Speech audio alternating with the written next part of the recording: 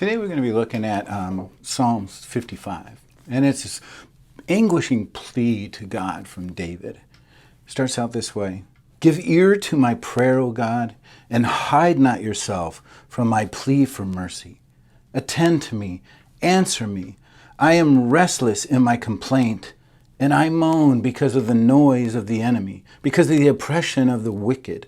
For they drop trouble upon me, and in anger they bear a grudge against me.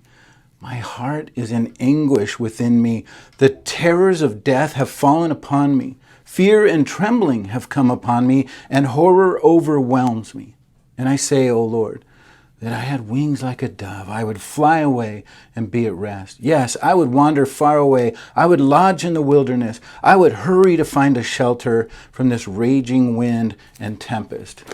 You know, haven't we all experienced times like that in our lives where we just feel like the world is crumbling upon us, right? And there's nowhere to turn. There's nowhere to run. There's nowhere to go for help. We become convinced sometimes that all hope is gone, right? And we should just give up.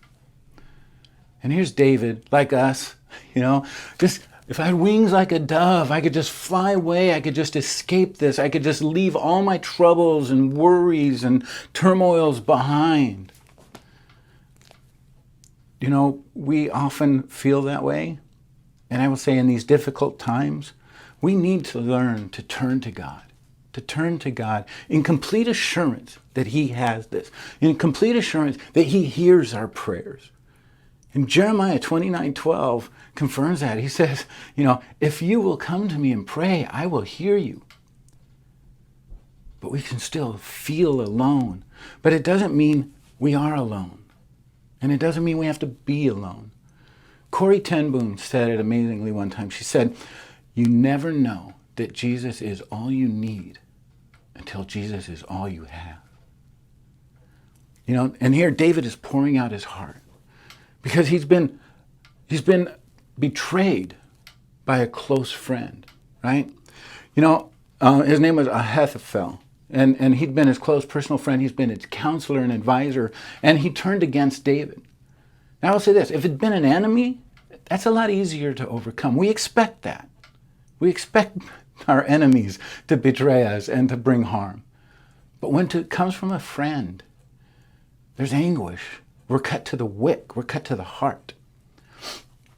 So when trouble came, it was unexpected, because it was a person close to him. He was caught off guard. It broke his heart. And David was just thinking about just running away from it all. And I will say, it sounds good, but problems don't go away when you just put your head in the sand and pretend they don't exist. They don't resolve themselves when we just run away. Right?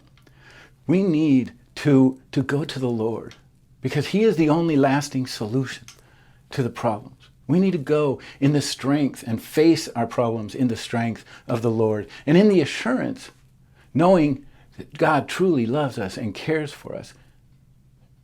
And He desires to perfect your faith through adversity. And He will ultimately heal this broken condition, right? I heard a story, it's sisal twine, and it comes from the Yucatan Valley in Mexico. And the sisal plant is native to this hard, dry, stony soil with very little moisture. And one time some enterprising Americans visited the area and decided that this is a great money-making opportunity.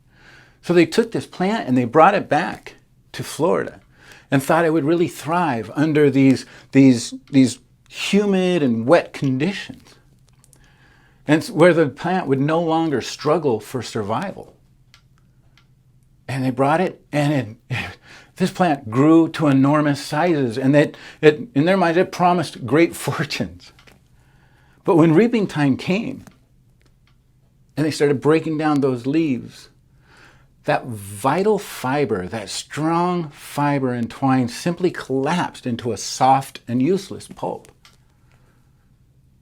That tough quality was missing, and they learned it the hard way, that the sisal plant acquired its toughness through this battle for survival in these unpleasant conditions and circumstances. This wind and this heat and this barren soil. It lost its strength in a cozy environment. God doesn't often bail us out all the time when adversity comes.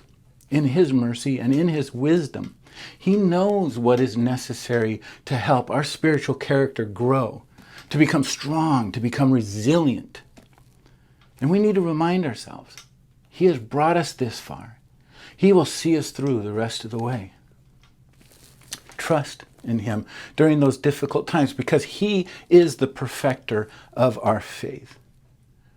So whether you've been hurt by an enemy, or whether you've been hurt by a friend, or a family member, or spouse, or even the church, remember, deal with it in the strength of the Lord and find how God is going to use this to strengthen your spiritual character. And I just like this song because it's kind of broken up in three parts, where this first part is, the first third, David is crying in anguish to the Lord. And starting in verse 9, he's praying for justice. Well, he's like, destroy, Lord, divide their tongues. I see violence, just take care of this, Lord. And then the third part in 16, he says, but I call to the Lord, who will save me, who hears me. In verse 22, cast your burdens on the Lord. He will sustain you. He will never permit the righteous to be moved. He will strengthen you. He will root you. And he will see you through this. People will fail you. People will fail you. And we need to remind ourselves of God's goodness. And he has never failed us. And trust that he will use all things to accomplish his goal and his purposes in you.